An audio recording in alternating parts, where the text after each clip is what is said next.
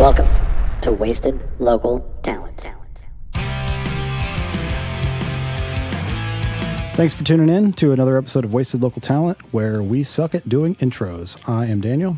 I am Josiah, and that's a blanket statement because I do not suck at doing intros. We suck at remembering to do intros. I didn't even forget. You just dropped the ball. I did. I said, you going to do the intro today? And you said, no, let's do it another day. And then next thing you know, you got sick. Things happened. And if you did not notice, we did not do an intro on our last episode. And if you did not listen to that last episode, go listen to it. It's fantastic. It's a very fantastic episode. It's one of my favorite episodes ever. Yes. So, this upcoming episode that you're about to listen to, Yes, features or that you're currently listening to. Yeah. If you can make it past us, bantering right now. 304 Offroad. Yes, from our dear friend Aaron Baker. Yes. Known him for A long time. a lot of years. Yes. Which I think we'll probably find out in the episode. Yeah, How I think many we did years? the math. Yeah, Maybe we went to school together way back in the day. Yeah. But yeah. Cool so guy. stay tuned for that. And don't forget to check out all of the other podcasts that are under the 13 Palm Trees shade. We've got D&D Kinda, where Michael, my brother, DMs for me and Jed and our friends Ryan and Josh as we play D&D or attempt to play D&D. Yeah. And we actually have an episode that drops today, and it is pretty cool what happens in the episode. So definitely check that out. We also have Video Game Mythos, where the aforementioned Michael and Ryan both, they will take a video game character or a story and dive into the backstory, or dive deeper into the story and the lore of that video game. Yes. Yes. We also have Video Game Mythos, which Josiah. Well, you just said video game mythos, but I Or think you meant Gurus of Gurus Gaming? of Gaming, which Too many video game actually, things. I ran into Aaron last weekend, and I don't know if you know this or not, but we don't actually publish podcasts live as they happen. But when he was in here, he's looking at some of our stuff, and he used to work at GameStop back in the day, and big video game fan. And so he started listening to our Gurus of Gaming podcast, and he absolutely loves it. And I'm going to be honest, the last few Gurus of Gaming episodes we've done aren't even that good. So just think how much more he's going to like it when we actually turn out some good content. I'm kidding. But no, he said it's a lot of fun to listen to. And that's kind of cool to hear even someone that we're about to feature today kind of give feedback on something that we do. And so if you like Aaron and you like video games, then listen to video games. And then also listen to Aaron here in just like 30 seconds. We also have a new podcast coming out in March, the Final Girl podcast. We'll talk about that a little bit more later, because last time Ryan was a little iffy on talking about it, so I'll just leave it at that. We have a new podcast coming out soon. Stay tuned. Yes. Also, if you want to find any of those podcasts, just go to your favorite podcast app, site, or YouTube, anything like that. Spotify, search for 13 Palm Trees, and they will all pop up. And a huge shout out to Worst Kept Secret for letting us use their song Bender Yes. in all of our episodes. And if you happen to be lacking in the t-shirt department for the upcoming summer, I don't know if you know this or not, the Groundhog said that there's going to be an early spring. So it's time to get the t-shirts out. Yes. And you would look great in a 13 Palm Tree shirt. Yeah, 13palmtrees.com. Go check them out. We've got plenty of different colors of Wasted Local Talent shirts. We also have shirts for all the other podcasts. Excuse me. Well then. That And we Red Bull also just have made a comeback. we have other stuff there too, but Yeah. you just go look for Dice yourself. and things and all sorts of stuff. But yeah, you can, before we get into the episode, give us a follow on Instagram at Wasted Local Talent. Check us out on Facebook. Like the page, Wasted Local Talent on Facebook. Yeah. And now we're going to get to Aaron and 304 Offroad. In 3, 2, 1.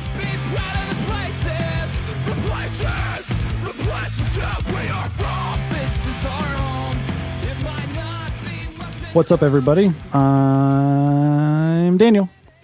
I'm Josiah. And today we're wasting our talent with Aaron at 304 Offroad. 304 Offroad. So I looked at your page earlier, and off-roading, I told Josiah I'd seen it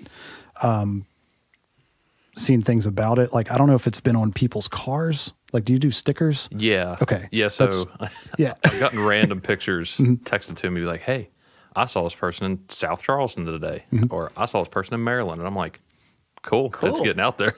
Yeah, and I think I made I'd seen it on cars, and I feel like every car that I've seen it on has been like a Jeep or some kind of like outdoorsy car. So I just associated it with like a Jeep company. Yeah. So whenever I looked at it, I'm like, this is not at all what I thought. Yeah. So there's 304 Jeep Club, and there are some people that have that sticker on their Jeep, and they've actually confused it. So they thought that I own 304 Jeep Club, and I don't. That might have been what I was thinking then. So Yeah. I was just wrong. No, it's fine. Surprise. It happens a lot.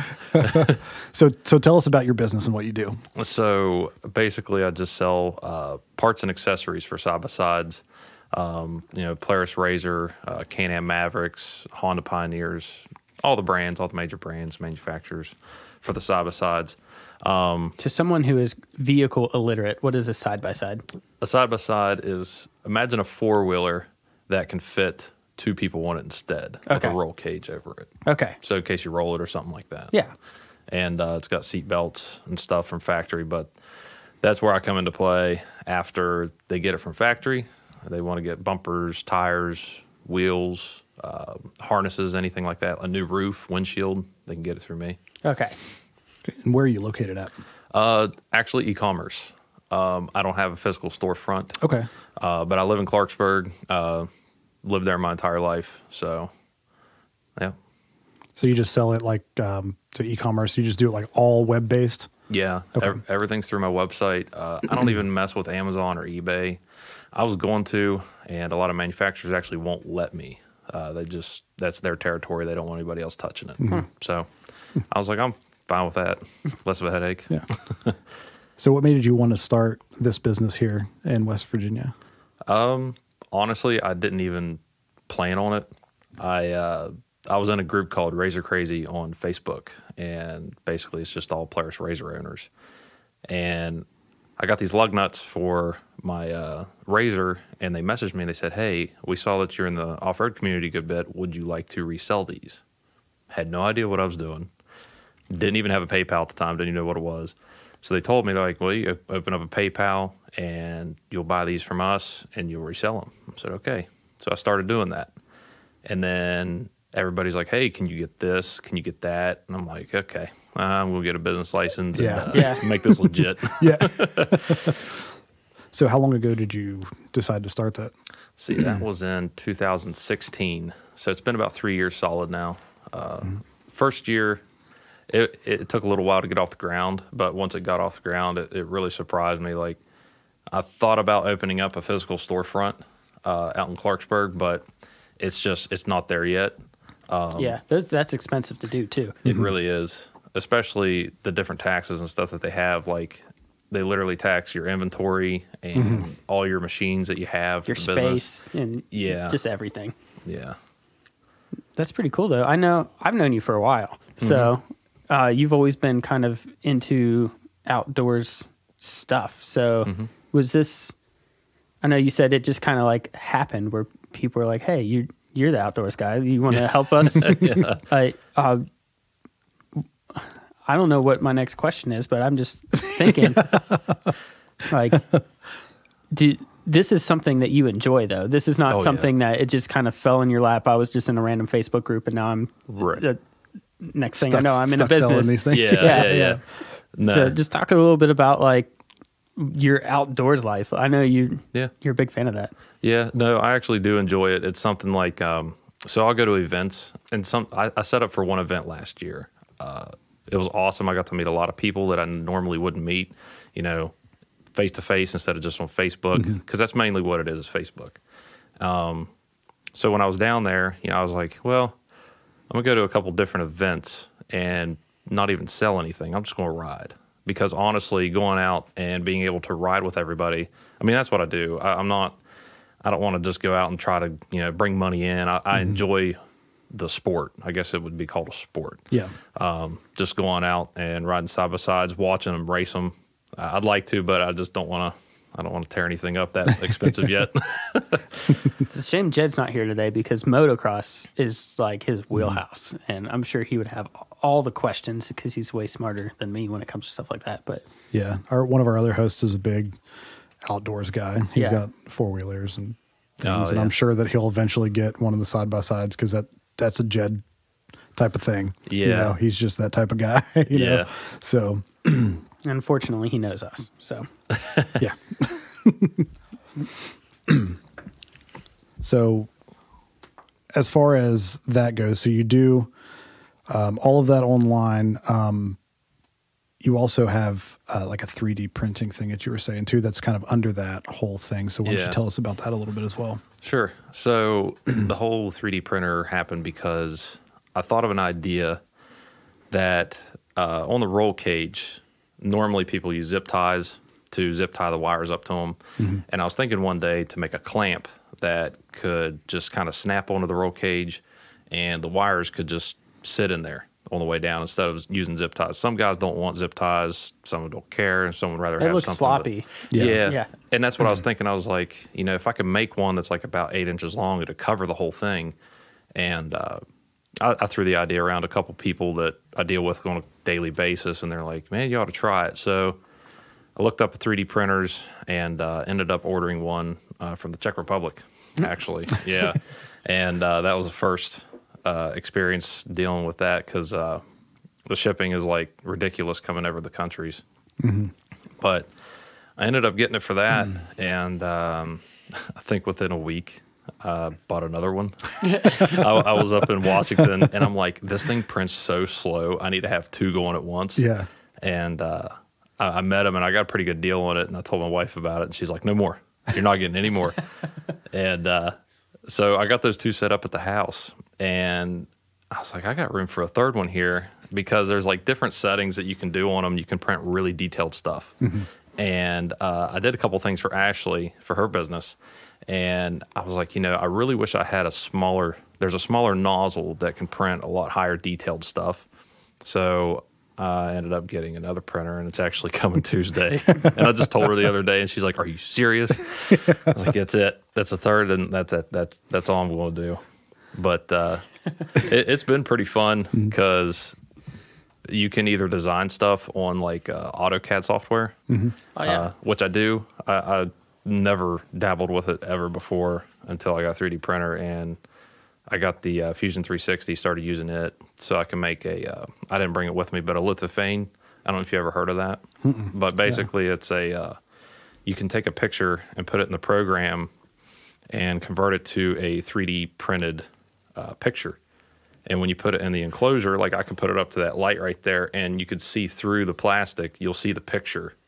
And it's crazy the amount of detail you can see in it too. 3D printers are wild. Like you can do anything on a 3D printer. Yeah, and they're still super new too. Yeah, like, there's all kinds of stuff that I saw them printing cement houses for like the homeless. I saw that. Yeah. And they literally just set it up and it starts printing, and they'll print like a couple huts like every 2 days.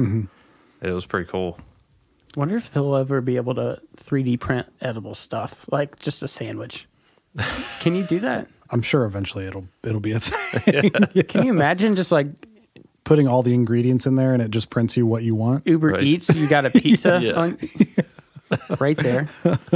If you're out there and you have a 3D printer, you can get a food one. Your wife might leave you. But you can do 3D print divorce papers? No, I'm just kidding. So that thing that you made with the for the wiring, gosh, all over the place. So did you actually you made that already? Yeah. Now, is that something that you've thought about like getting like a patent for and then selling it like, you know, to a company to make manufacture? See, I thought about taking it and finding a company that could mass produce them. Like I could just use my 3D printer as a prototype machine and pay somebody else to mass manufacture. I talked to a couple guys about getting a patent, and they said, honestly, the amount of time and the amount of money that it takes to get it, by that time, if they really like your idea, they're going to alter it one way or another to go ahead and produce it the way they want with no problems at all. So I just said, forget it. And if it happens, it happens. Yeah. You know? So. You'd feel like that would have been something that would have came along a while ago, though. That, Yeah. So. Because I've looked around, and the only thing I can ever see is like clamps for brake lines or something like that to hold them in place. But nothing made specifically for that, to where it's like aesthetically pleasing and not just a zip tie or something that's not supposed to be there. I know we go out on Cheat Lake a good bit during summer. Well, when I'm off of work, and the wake tower speakers on top of the boats. They even mentioned that they could, I could make one large enough for them to put the wires in that up on top instead of seeing the wires run across. Yeah. So is this the 304, both your 3D printing and the outdoors? Is that like your main source of income right now, or do you have like a 9 to 5 that you do? Oh yeah, I wish it was a 9 to 5. Yeah, I do have a full-time job, and I'm an electronics technician. So I work like 2 weeks straight, and then I'm home for a week, like right now. So I'll go back to work Thursday night. I'll be on night shift, and they had me in Texas for a while, but I got shipped back up here finally. Working in PA, but still closer to home. Yeah. Better than Texas. Yeah. Well, That's for electronics. So, like, what do you do electronics with? This sounds like a frac schedule. Yeah, it is. Yeah. Okay. I work for diabetes. I've been there for, I think this year's my 6th year being there. And basically, I deal with all the electronics on the equipment. They have a new electric fleet. Now, that's a little different. I don't deal with some of that stuff because it's like 13.8, which is really high voltage. I deal with like 12-volt DC to 50-volt DC stuff. So that's just... Yeah. Well, hey, at first, whenever I did it, I came in with just a, computer IT background. I didn't even have a degree. And I just said, this is what I know and this is what I can do. And they're like, we'll train you. Yeah. And well, and stuff in the electronic world changes so fast. I know, like 2 years ago, the big thing was like Cat 5e cables, and now they're rolling out Cat 6 cables. And just like by the time you would be able to get a degree in something and go out in the real world, they already have the new technology out. So it's basically you get your degree and then you actually go learn how to do it. Like, because there's just so much that changes. It does. It changes so fast. We were talking about earlier whenever I switched back to iPhone. Oh, yeah. I went to trade in my Galaxy Note 9. And you should have just thrown it in the river. Oh, they were like, yeah, we'll give you $200. I was like, this thing brand new was $1,000, like less than a year ago. And they're like, well, that's what it is. It's a coaster now. Yeah, pretty much. That's why if I like upgrade or anything and I'm like out of contract with my old one, I sell it on like eBay. Yeah, that's what I ended up doing. Yeah, get like you get like $50, $60 more, maybe $100 if you're lucky, but it's more than, it's kind of like taking a game to GameStop. Yeah. And I worked there. That's the place. I actually saw, side note, I saw a funny post the other day. I guess, are they going out of business? They're on the verge of it. Yeah, Yeah, it's not great for them right now. No. I saw somebody post, it was like, so GameStop's going out of business. And it was like, I'll give you $3 for all of your stores. Because that's what they do to you with your games. It's the truth. It's just like Blockbuster went out of business, like when Netflix and all those streaming service came around. So everything's digital now. You can just download a game digitally after you buy it. Yeah. And that GameStop's not needed as much, or any video game store, to be honest. But so what's because this is something that I would do. What's the craziest thing that you've printed with your 3D printer? Like, what's like kind of like the funniest? Like you were just testing it out. I had a feeling this was going to get asked, and I thought about. I didn't bring them because they're actually going down there now. One of my supervisors in Texas asked if I could 3D print a dick. I don't know what I can say on here. You can say whatever you want. He's like, can you 3D print a dick and I could put on a hard hat? And I was like. Actually, I got some glow-in-the-dark plastic, and I'll print it in the glow-in-the-dark. So I sat underneath the light all day, and I turned out the lights. That thing, it glowed so bright. I told him, I was like, you ought to put this on and just walk around at night. That's hilarious. I was hoping that it would be something. Oh, yeah. Now, is it like one that Don't ask details. Come on, Daniel. No, not. I don't want to know. Like, is it veiny or how big is it? Does it curve to the left, man? I'm assuming that he's going to do it kind of like a hood ornament, like on the front of his helmet. Oh, Like a unicorn? I'm thinking, yeah. I tried printing a bigger scale because they had different files. So like there's a couple So places. there's files that you had to search for and get. Yeah, oh yeah. So I type in, 3D dick, and it comes up, and you can download the file. That's hilarious. And the one I found was like a 3D dick slinky. Oh So my gosh. it like spirals up, and you can grab it and just shake it. You'll go back and forth. Oh my God. It's like a bobblehead. So Yeah, that's exactly what it I was. can't even imagine. You're like, your wife pulls that out of the printer when you're like away at work. Like, what? This is what you got this for? She was in the other room. I was like, look what I printed. She goes, did you seriously? I'm like, yeah. I was like, supervisor wanted it. I was like, yeah, I'm printing another one too. It was so funny. That's great. I knew that was going to be the answer too, because that's 100% the first thing that you would print. Yeah. And you would put it on Michael's car.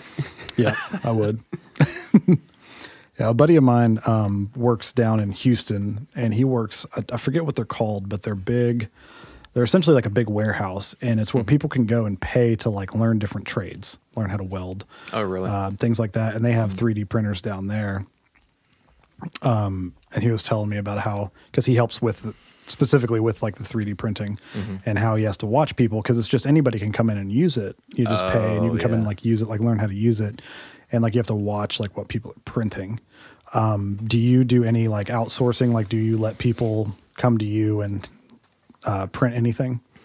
I mean, I basically thrown it out there. If somebody needs something printed and they have files readily available, I'll just charge them a flat, I think it's $3 an hour to print. That covers the electricity being used, the plastic, because that's what it is.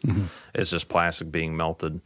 And then now if it's something custom that I have to, use AutoCAD or something, I don't charge a huge fee because I'm still learning everything. And but I'm learning it fairly quickly, a lot faster than I thought I was going to.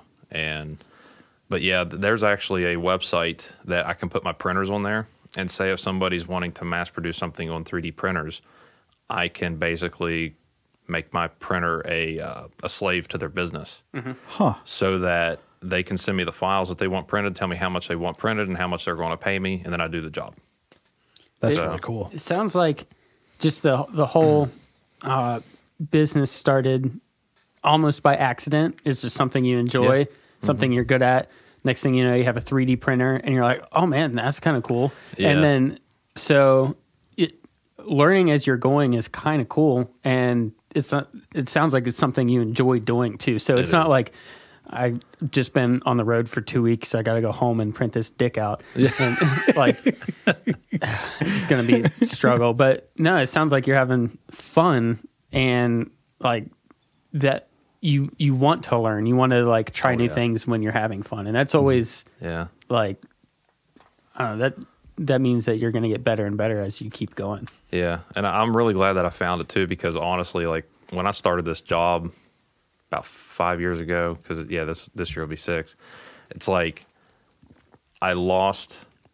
Like I loved to game all the time. Yeah, like I worked at GameStop when I was 16 till through college. Did you work there with Michael? Yeah. Okay. Yeah. And Mike Atkins. and Roger Harper.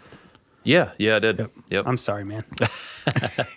I worked down there for a good while, and but when I got this job, working 2 weeks straight, and then I get home, I just didn't have time That goes to play away, or do anything. especially when you do the day to night shift flip, where you get home. It takes you the day to rest. It takes you like a day to catch up on your doctor's appointments and grocery shopping and all that stuff. And then like you get 2 days with your family, and then you're like, all right, I got to switch over to night shift now. And like, I've got to mess up my sleep schedule, and then you're back on the road again. So I've lived that life, and I've lived with people that do the 14 and 7 schedule, and it's rough. It's rough. I mean, it's a great job, but at the same time, it's hard. It's a hard grind. Well, and I thought I'd get used to it. No, and you never do, because they change it on you. Yeah. Just when you know all the answers, they change the questions on you, and it's like. But it's a good job, and so you go out there and do it. But it's definitely hard on you. Yeah, But It is. That's kind of cool where you still go home and do something that you enjoy. And Yeah, there will be some times I'll have her while I'm away. I'll text my wife and be like, "Hey, I need you to print this." She doesn't really know how to do it yet because I still got to walk her through she all prints that. out a middle finger and sends it back to you. Yeah, right. Because like that A1 UTV, I just reached out to him. I'm like, "Hey, man, I can make these keychains." That was one thing I started doing was a bunch of keychains because they're honestly not hard. I can create like 16 to 18 of them in 12 hours. That's not bad at all. That's fairly low. And if you go online and looking at keychains that are custom, I couldn't find really anything like that. Now, if the logo is super like complex, like mine here, I have to really take a bunch of detail out of it. Oh yeah, Just because it's so little detail, and it doesn't turn out. yeah. Now these keychains, I would imagine you could probably sell this for like what, $10, $15, $20. Like, Well, and that's the thing. Like I charge them $3 an hour, and normally if it's a full plate, I'll just charge them a flat rate of $1 per keychain, so they Okay. can sell them for like yeah. $5. oh wow. And I'm still in the green. I'm still good. And then they're making green too, because these are Yeah. like I'm holding Yeah, it those are right now in my nice. hands, and it's high quality. And they, like I said, if I wouldn't $10, I wouldn't even think about it. Like Right. that, I would pay that. So that's actually a lot cheaper than I thought it was going to be. That's pretty Yeah. cool. Yeah, that or like if you've got a business and you want keychains, you go online somewhere, they're going to be charging outrageous prices. Oh, yeah. Where you can't even, make a profit off of them. Yeah. Because I know that whenever we started our business, the podcast business, we were looking just around for different things to, how can we get our name out there, lanyards or things like that. And, starting off and we're looking at stuff and it's like, I'm not going to pay, $5 a piece to have a lanyard made. Yeah. And then try to sell it for 10. Yeah, because the That's turnaround's crazy. it's not necessarily the $5. It's the turnaround of, is somebody going to buy Yeah, this from right. us for 10, for that much. Yeah. Yeah. Yeah. So It's like Pawn Stars. Yeah, I know I'd a buy guy. it. I'd buy it for $5, but man, I'm gonna have to wash it, clean it, turn around. I'll give you $1.50 for it. So the off-road business, and your parts, accessories, how many hours a day do you work whenever you're on like your 2-week schedule? That's like a 12-hour, isn't it? Well, it's 12 hours on pad, and then Yeah. normally a couple hours for transport. So it's anywhere from 14 to 16 hours sometimes a day. But the 12 hours is where you're actually working, and the other is just travel back and forth from the hotel and everything. So I'm assuming that you have to obviously make time for this while you're at work. oh yeah, And Yeah. how busy do you stay with that? Like, and how's that process? Do people just, do you have like a website where people just go in and order things, you get it, and then you contact the manufacturer and have it shipped, or like, how does that all work? So basically, since I'm e-commerce, everything is drop shipped. And what that means is you'll come to me, purchase something off the website. I basically forward that purchase, the invoice to the manufacturer, and then they will take that and ship it to you. So I won't even touch it. Okay. So you don't have to worry about, Right. okay. That's And that's what makes it easy because and that's another thing too. Like one of my old supervisors tried to get me in trouble at work because he tried to say that I was doing my business rather than work. Oh, And I proved him wrong because I'm like, as soon as you guys say you need me or something, because that's the thing with electronics out there, I'm not constantly doing something. It's normally, between stages and stuff, I have to check, make sure everything's okay. And if they need anything, then I work on it. But if not, then we're just kind of waiting around, making sure everything's still running good. So say an order comes in, I can just forward the email within 5 to 6 seconds. It doesn't take much time. Now the time comes when they don't send me tracking. The customer wants it the day before they even ordered it. And they're like, where's my stuff? And I try to explain to them, like, I'm sorry, but they haven't even sent it to me. But, that's where most of the time comes in. Like, if a customer needs something, then I'll wait till the end of my shift and give them a call and be like, hey, what's going on? You know? Yeah. So the big dirty secret behind the frac life is that you do have a lot of downtime. Yeah. It's staying awake, but the water guys got to go in, do the water. The sand guys got to go in, do the fuel guys got to go in. And for safety reasons, and like there are actual laws, you shouldn't be doing these things at the same time. So because people can get hurt. Yeah. So that's where if the crane's running, nobody's under the crane. And when people are fueling, nobody should be in between the pumps. And so it's a lot of hard work and manual labor, but it's also a lot of, okay, I got to wait for the electric guy so I don't get electrocuted while I'm fueling. And then I don't want to get what's it called when you get all that sand in your lungs and like, man, I wore that respirator so often. People made fun of me. And I was like, yeah. You'll be laughing when you're dead because that stuff is it sticks to your lungs and it won't come out. Yeah. Silica dust. Yeah, the silica dust. Yeah. Man, that stuff's scary. Yeah. But did you work on a rig for a bit? I was a fueler. So, I didn't do anything. I dragged a hose and put fuel in, but we need that. Yeah, you know? It's important. Yeah. But I would do it depending on the well site. It would be sometimes I would fuel once or twice a night, and then other sites, depending on if the frac pad was more shallow or not, where they would run a stage every hour. I was out there every hour and restocking the pumps and stuff. So, but it's a grind though. Like he said, 14, 16-hour day. You get home, go to sleep, wake up, go back and do it again. Maybe shower, possibly eat. Gosh, it is a grind. So it's cool that you still have enough energy. And then it sounds like your wife supports you as well, even though she probably hates it. No, I'm kidding. Nah. But she hates whenever I get her about 9 o'clock at night. And I'm like, hey, this needs shipped out in the morning. She's like, I'm laying in bed. And that's like, okay, you're never shipping mind. it from your phone. My bad. No big deal. So do you have any kids? No, not yet. Can you 3D print one? No, I'm just kidding. I probably could. I actually thought about 3D printing the Baby Yoda. Oh, please do. Yeah, please they have a good bit of them. How 3D print. big are we talking here? Because I want a full scale. Probably about the size of this water bottle. Oh, okay. For sure. Yeah.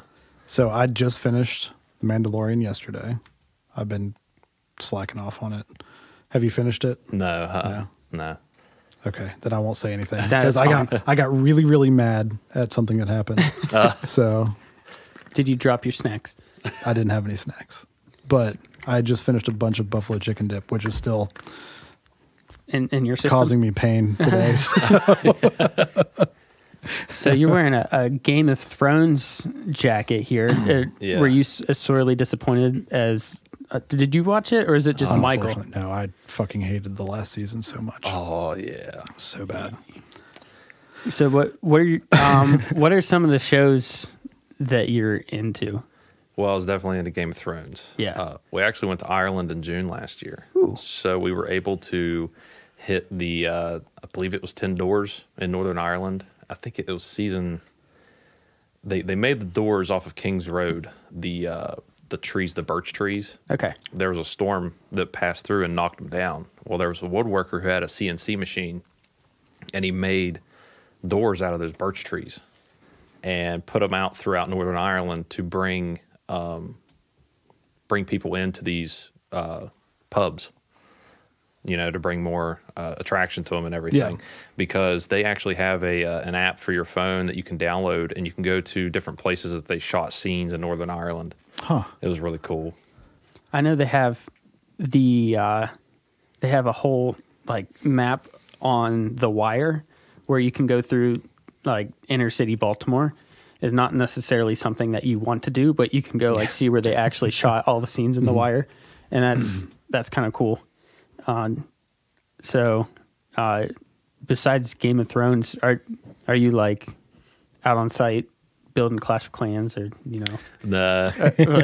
I used to do that a lot. That's what I'm like. A bunch of guys, they played Clash of Clans, and they dumped all kinds of money into that game. That game just couldn't believe sucks how your money much. down. Yeah. And I never paid a dime for it, but people are me like, neither. yeah, man, I put $100 into that. And I'm like, Oh man. Yeah. To what? Just be patient. It's not like you're doing anything. Like, Right. just wait a week.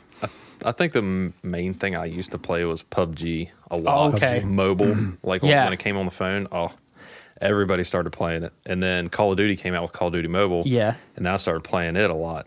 And then it just kind of fizzled out on that too. So Well, there's nothing like getting a pad that doesn't have any service. But there's been one pad, I think, which I was lucky because, I mean, they still have a satellite, so Yeah. I can at least text. Okay. Other than that, there was nothing.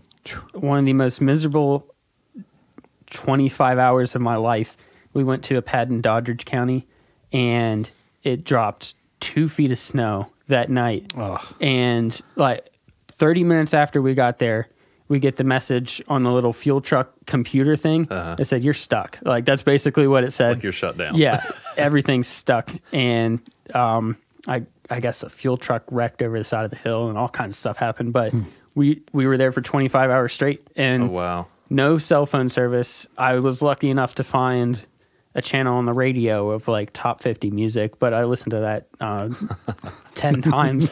There's only so many times you can listen to Justin Bieber and Demi Lovato before you're just like, we need to get out of here. So, yeah, that was an interesting. I mean, right now it's cold outside. Yeah. The coldest night I ever spent was -7 degrees. Yeah. No heater in the truck. Oh, wow. It was interesting. That sounds absolutely miserable. Well, here I am. Yeah, you're still alive. So, were you as disappointed in the end of Game of Thrones as everybody? Yeah. Yeah. I really was. Yeah. I just, we were sitting there watching it, me and my wife, and we're like, what? You know, like, That's it? seriously? This is what he gets? Yeah, it was. I don't know. I don't know. Like the battle being one episode was, although it was like a pretty cool episode, it was really, really dark. Yeah. And it just felt like all the buildup from every season came to that, and that's all it was. Yeah. And it was like, it could have been like a 2-episode thing and made it like more dramatic. And, you know, Oh, you kind of yeah. knew who was going to die and who wasn't going to die. Right. And then the ending was just, I'm just, Is it an ending? Is it an ending? Still that mad about it. If you go back and rewatch the show, the ending might not affect you as much, because I remember I went through Dexter the second time, and I forgot how good Dexter actually was because of how bad the final season was. But when I went back and watched it, I was like, okay, I like the first 6 seasons. They're great. But I mean, you could still rewatch them, but it's still coming to the end. yeah, it's still going to come to the end. I mean, I could probably, I was actually starting during whenever the last season, the final season started, I started rewatching them. Oh, yeah. And whenever that last episode ended, I stopped watching the rest of them because I just like, it seems pointless to get to that. Yeah. You know, it was just, you know. Let's see. My coworker actually got me started watching Game of Thrones, and it was I think they were into season 5 at the time, and my wife never saw them, so we actually rewatched it. And after rewatching the seasons, I didn't realize how much I had forgotten. You know, of all the seasons, because she had asked me questions, and I'm like, you know what? I don't even know. Yeah. And I watched this. That's especially when, I mean, how many seasons did Game of Thrones have? 8, and it was put out over like 10 years. You think about Yeah, and they made Yeah. you wait forever In for that between last seasons? season. Yeah, it was like 2 years, wasn't Yeah. it? yeah. So if you think about it, you're going back awful. to season 1, you rewatch it, and you forget stuff. So I mean, that's kind of cool that you can go back and kind of rediscover it, though. Yeah. I know I've purposefully not rewatched Breaking Bad since it came out because I want to go back and like watch it fresh when Better Call Saul ends. So I'm I like, watched Breaking Bad like 7 or 8 times all the way through. Oh, so good. it's So I've watched it through twice, and I'm like, okay, I need to give it like some time, put it on the shelf, and just let it be the greatest of all time. And then when I need a good show, I'm gonna pull it down. And just, have you watched Breaking Bad? No, Oh my gosh. I haven't. It is the best show that I have ever seen. And my dad was showing me the other day. My dad doesn't like it. He just doesn't like that whole. Well, I mean, I can understand why you wouldn't want to watch it. My mom loves it, and my dad was reading something the other day where they did. I don't know who it was, some celebrity or some somebody does like rating and reviewing stuff, was doing like the number one episode from all of television, and one of Breaking Bad's episodes was the number one on his list. Ozymandias episode? Yes. Guarantee it, Yep. because that's the best episode in the history of television. It really, like, I remember where I was and what was going on whenever that episode aired and what happened. Yeah. I remember throwing my roommate out of the room because he was talking, and I was like, "Get out right now!" But yeah, that's something like you and your wife should sit and watch it. It's really, really good. Yeah, we try to find some things to watch while I'm home, and one of them is This Is Us. I don't know if you've ever seen it. I've not seen it, but I've heard it's good. It is. I've heard it's really emotional too. Yeah, and they keep you hanging on there. Like, at the end of the season, you're just like, seriously, this is the end of this season? That's the way The Ranch is. Have you seen The Ranch? No, I've seen a lot of people talking about it. Yeah, so they're really good at, like, right at the end of the season, and they're like, cliffhanger, and then you're just like, oh, shoot, man. And then, I don't know, they just put out the final, like, 10 episodes of that. I watched 7 of them today, so I need to. Jeez. They're not. They're like half hour. Oh, so they're not like Yeah. Okay. It's like you can run through it like Scrubs. Okay, I got you. Yeah. So what's your biggest guilty pleasure show that you watch? Impractical Jokers. I love that show. Nonstop. God, it's so good. Like, we're recording new episodes, and I'm still watching, like, probably from their first or second season. When it comes up on True TV, watching it all the time. And we actually went and saw them. I think it was in Baltimore. I got really bad memory, by the way. And I'm there too. Yeah. But my wife got us tickets to go, and they were just as awesome live, with the audience and everything that they were in the show. It was just so cool because I also wanted to go on a cruise that they have. It's like something, the Tenderloins, I think, is their comedy.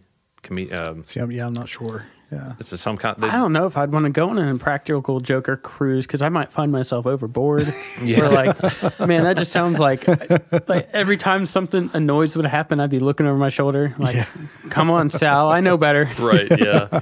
You get out of there. Huh. Yeah, that sounds. I mean, I'm gonna go watch the Royal Rumble tonight. That's probably. I wouldn't say it's a guilty pleasure because I'm a proud professional wrestling fan. I don't like wrestling. You're a Cowboys fan. I wouldn't call that a guilty pleasure because there's no pleasure. There is no pleasure in being a Cowboys fan, not even in the slightest. So back to business. Oh yeah, you have a business. Yeah, Yeah, I do. Yeah. Remind all the kind people what we're talking about today. 304 Offroad. I sell side-by-side parts and accessories. I can get some four-wheeler stuff too, and some dirt bike things, but not a whole lot. So basically, if you go get a new one, you need wheels, tires, suspension, bumpers, new seats, harnesses, roof, anything like that. I can get it. This sounds like it's perfect for the person that kind of. I know my cousin he has a Jeep, and he's always in the garage, like putting new tires on it, like customizing lift kit, like new bumpers. He's putting lights on it. He's putting anything else you can think of. And so people that really enjoy just their time in the garage you're like the guy they need to call because you can get the parts for them. So that's the first thing that pops into my head is just tricking out your ride like completely. Is it still called tricking it out or like pimping? Pimp my ride Pimp on my ride? MTV. God. What a show. Yeah. So have you thought about expanding out into other things, like other than just side-by-sides, like doing, like you said, four-wheelers, larger vehicles like Jeeps or like anything, trucks. Yeah, I thought about it. I mean, of course, I don't have a place to install anything. Yeah. And that's where I hit a brick wall. Like literally, manufacturers trying to think of some right now, like King Suspension. They'll require you to have a storefront, a physical brick and mortar store, and I don't have one. I actually lost a manufacturer because they changed their just the way that they do things. Instead of directly with us as a dealer, they go through a distributor that purchases all their stuff and then resells it to us. So when they did that, I contacted them, told them how long, I've been dealing with Dragonfire Racing as the company. And they said, do you have a storefront? And I said, no. And they said, well, sorry, can't sell it anymore. Well, with that extra middleman, it's probably like if it went to a distributor and then to you, then that's probably going to raise the price as well from your end. Yeah, and I like dealing with the companies too, like SSV Works. They do a lot of audio stuff.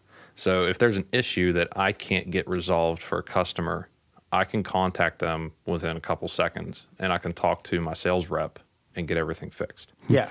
Whereas, if I order it through a distributor and then I have to contact the distributor and then contact the manufacturer and try to get everybody on the same page. Yeah. And it's just a pain. Just more hoops you have to jump through to fix an issue. That's even something I didn't think of, is where if you have a part or something that's not working from one of your customers, that's your job then to go get that resolved. So that's kind of cool that, like I said, I don't know much about vehicles. I know how to change my oil and, all that stuff. But if I were to get a part and it would quit working, I would go straight to you and say, hey, how do we fix this? Or what's the best kind of tires I need? Or what's all the different kind of stuff. And so it sounds like you kind of can offer expertise there as well, which is valuable to someone like me, because I have no idea what I'm doing.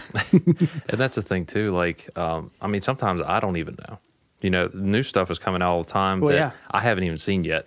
And I've had people, they actually ask me a question, what's the best tire I should get? And I'll give them, 3 different options, asking them like what they ride and like what they're going to be doing with it. Yeah, exactly. Because if you're going to be out in the sand dunes, which a lot of people are, surprisingly, or you're going to be hauling hay for your cattle or anything. It's different. Yeah, totally different tires and everything. And I'm not going to try to sell one brand over the other. It's seriously, if you want a cheap tire, I'll try to get you the best cheap tire that I can get. But some guys, they want the cheapest. Some want the best that they can get. They don't care what the price is. Yeah. So it's really a juggling act. You got to deal with all kinds of different variables. Now, do you do strictly like in West Virginia, have you noticed, or has it kind of expanded people ordering from you from outside of West Virginia? I have shipped things over the ocean. Surprisingly. Oh, wow. Yeah. The biggest that really floored me was Israel. Huh. I had an order come through for some shocks, and those are expensive shocks. And I actually messaged the customer, and I said, shipping is going to be a lot. It was actually the half of the price of the shocks, and the shocks were every bit of $3,000. Jeez. And he said, that's fine. I need them. And you're the only one that seems to be dealing with me. So, if you can get them shipped. So I contacted the manufacturer. And see, that's where I come into play, because my website, I have it set up to where you cannot order them. His slipped through somehow. I don't know. So, yeah. Get that fixed real quick. Yeah, it happens a lot. So they'll think they're getting free shipping. And I try to tell them, like, hey, you're not in the United States. I cannot ship that to you for free. I'll lose it. I won't.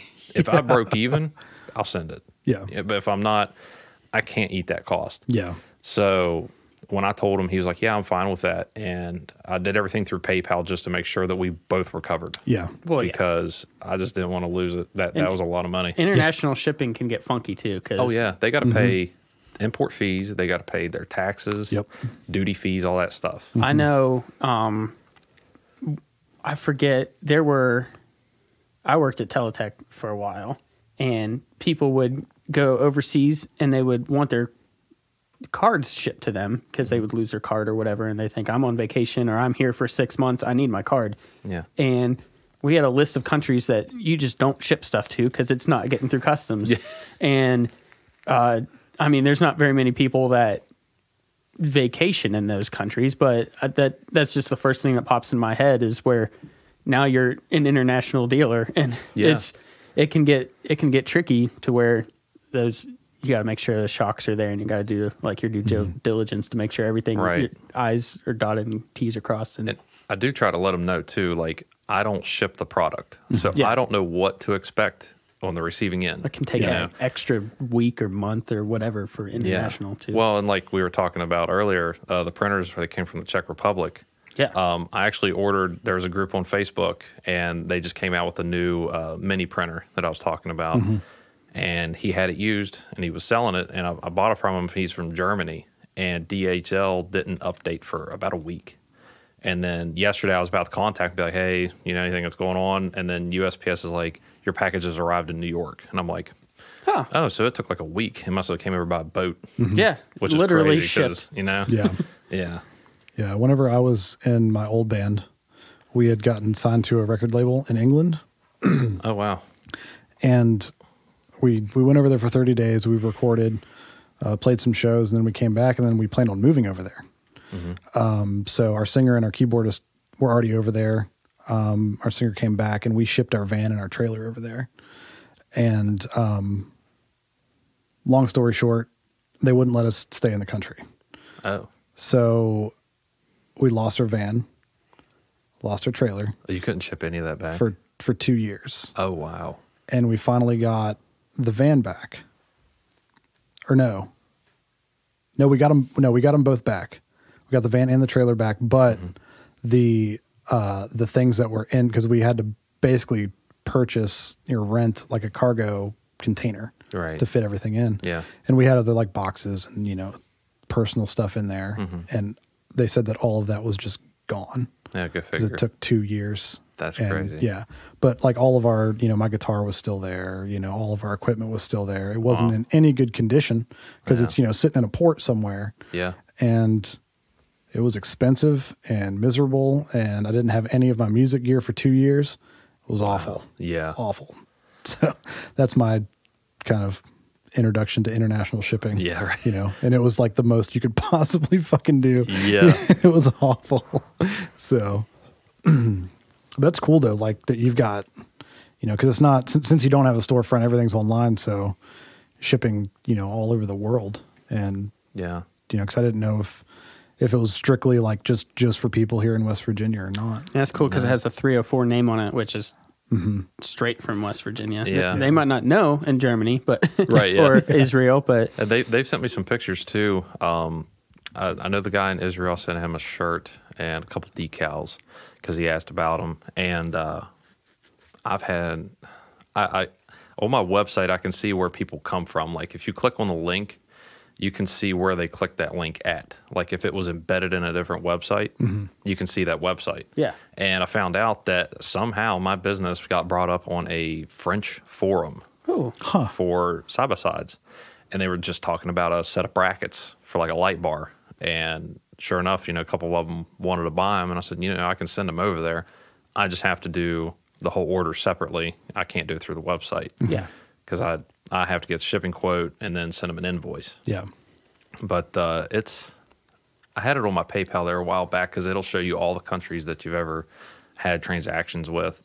So, of course, you know, Canada, I had one in Brazil, Australia, Israel, like I said, France, and Norway was the most recent one, which was pretty cool. And PayPal is like a gift when it comes to keeping track of your business. Was that difficult for you to, like you said, you were just kind of like, well, I guess I'm in it now. Yeah. And I better get a business license. What was the most difficult business aspect for you? I'd say the most difficult was wrapping my head around the tax part. Honestly, that's always the most difficult part. You know, some of the stuff you think they would have taught us in school because everybody deals with it on a daily basis, but we didn't get taught it. You know, so you remember Todd Kiger, right? Yeah. Yeah. So his brother is actually my CPA. Okay. So when he gave me his phone number, I asked him. I said, "Listen, I know absolutely nothing on what I'm doing. I need this right. You know, in case they came an audit, I need to know what I need to get done." And come to find out, you know, just pay him a flat rate every year, and he takes care of the taxes. Okay. So it's pretty nice because he can give me some tips and pointers on what I need to spend some money on or what I don't, what I need to hold back on, stuff like that. So that's always the scariest thing too. Is. You're trying to do the right thing, and Yeah. next thing you know, you're in jail for tax evasion. But yeah, right. That was the most difficult thing about my first business is that my fiance at the time's mom said she was going to take care of all the taxes. So we, filed everything and did all this, did all that. And we closed the business. Guess who never did the taxes? Oh. So we had 2 years of running a business that I had to handle getting all the tax stuff done for. And that could be a pain. It was awful. It was, we were running a bar, in a venue. So you've got all the expenses, your Sam's Club trips for like soda, things like that, And then people would go to Sam's Club and buy, on their personal card. So you'd have to pay them back just what they bought for the company. And then there was stuff on the receipts that obviously they bought for the house too. So it was just like, you had to figure out it was awful.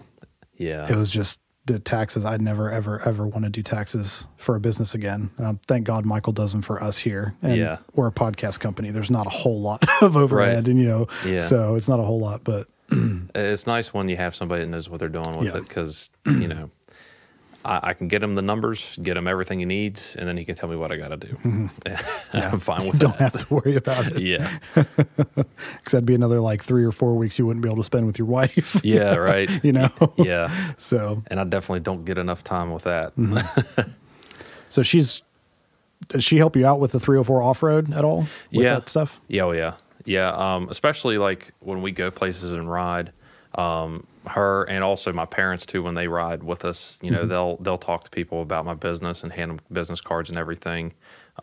She really helps me a lot. Like I said, whenever I'm away and people order shirts or decals or hoodies, stuff like that, she's the one that has to ship it because I can't unless I come back and then do it.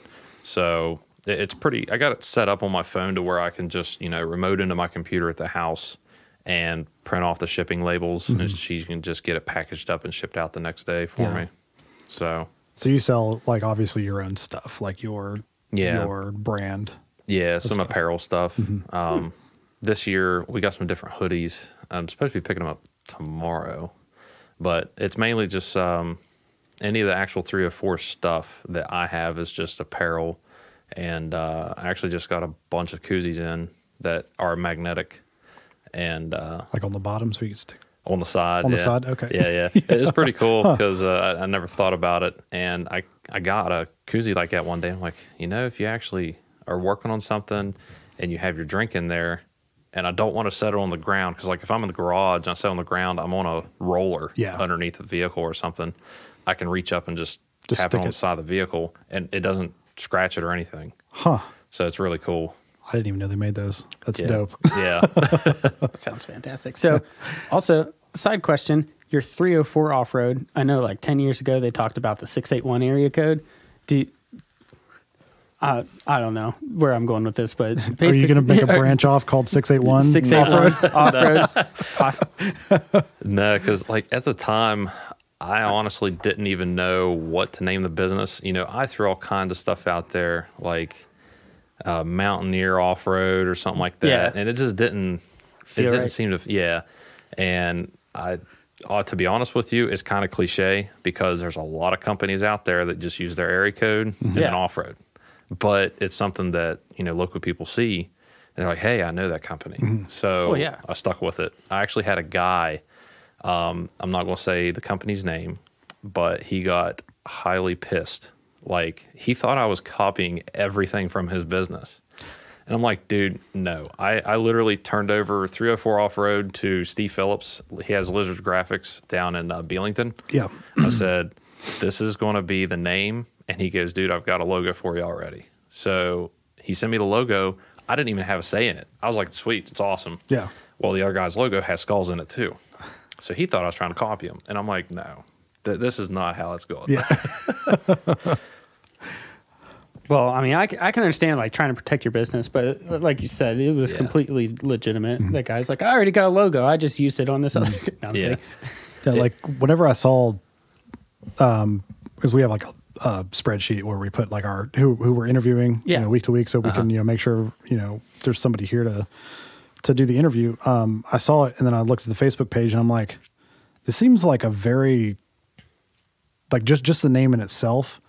Whenever I saw 304 Off-Road, I thought like, a big business. Like I thought like, a big kind of like I don't know if there's a place down in Bridgeport that's like right around where like the police station's at that does like I think they sell like side by sides and 4-wheelers and stuff.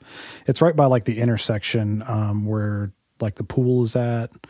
Oh, Leeson's. Yeah. Leeson's Import Motors. Yeah. And I originally thought that's who we were interviewing. Oh, okay. And I thought it was like a storefront business like that. Or Right. like Tiny Street Dreams or like. Yeah, something like that. And I thought, whenever I saw it, that's what I thought of. I thought like an actual like a storefront, like you said. And I really, like I said, I'd love to open one. I wouldn't be able to stay afloat. Yeah. I really wouldn't. And that's smart though. That's smart business knowing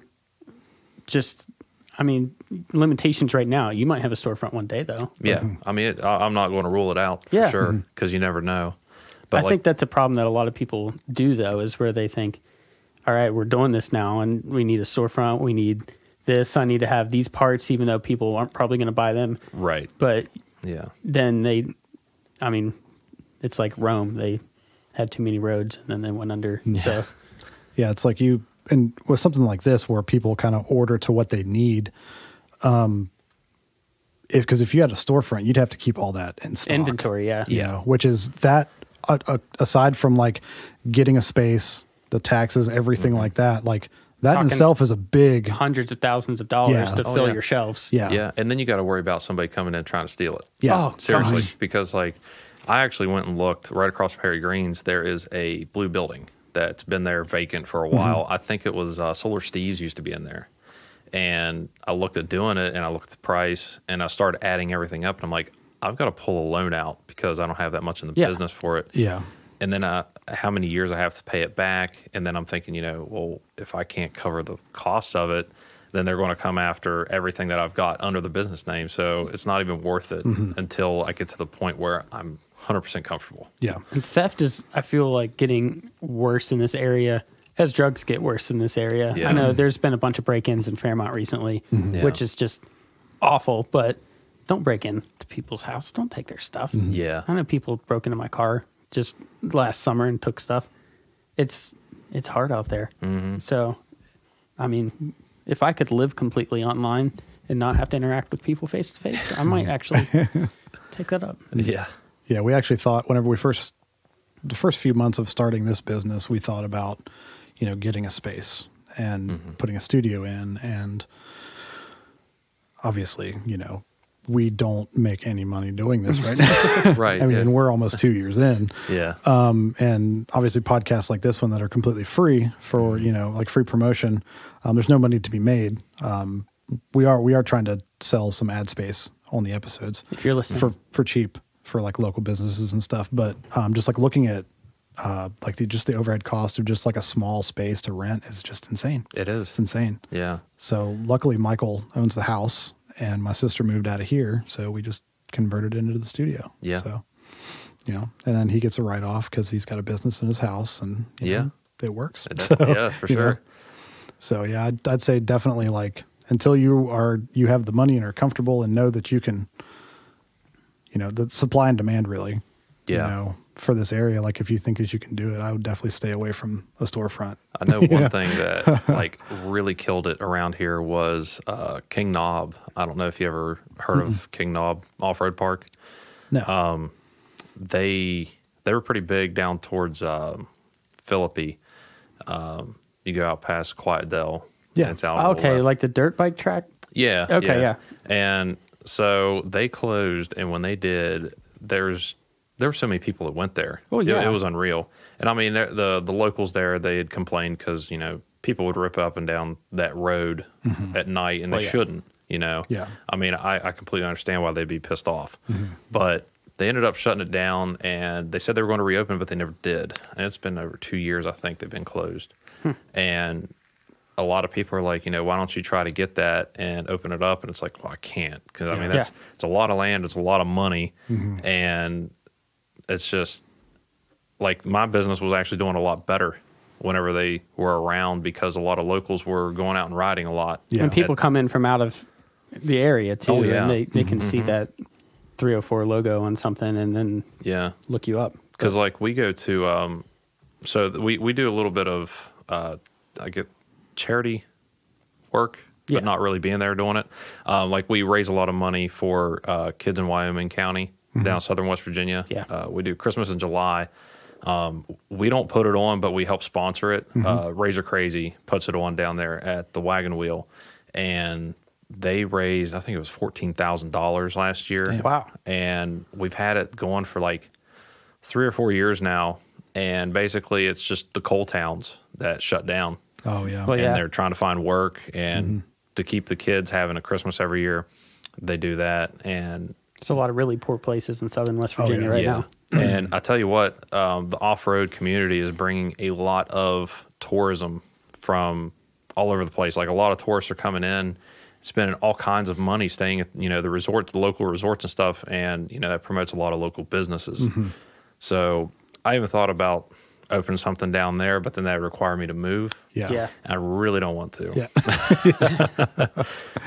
So. No, that's understandable. I know I'm even thinking of like the Greenbrier, how much it does for just the southern West Virginia community where like the New Orleans Saints, they were practicing there because they have a practice facility, and then there was that terrible flood.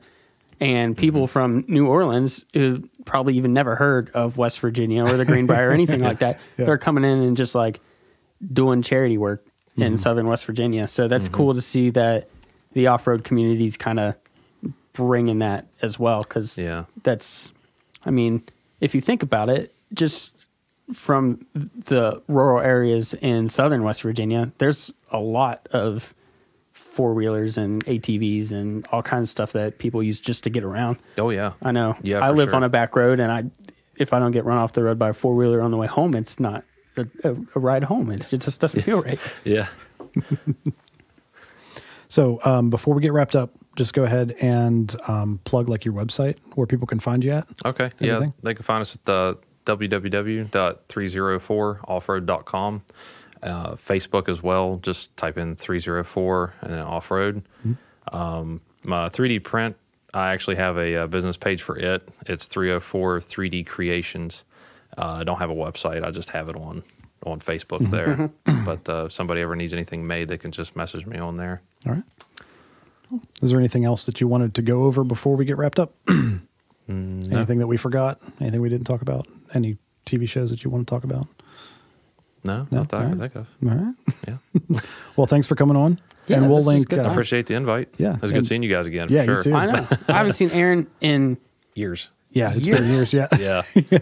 the most recent time that I've spoke to Aaron was there was a news story where an Aaron Baker died, and I messaged you. Do you remember that? Yeah, I Where I was remember. like, bro. And you're just like, it wasn't me. And I'm like, okay. I should have just let it hang there for a minute. Yeah. I'm happy you're alive. Yeah. Right. Yeah. Yeah, and all of it, we'll link everything in the description of the episode so people can just click right on it and take them right there. So, Yep. All right. So thanks for coming on, man. Yep. Thanks.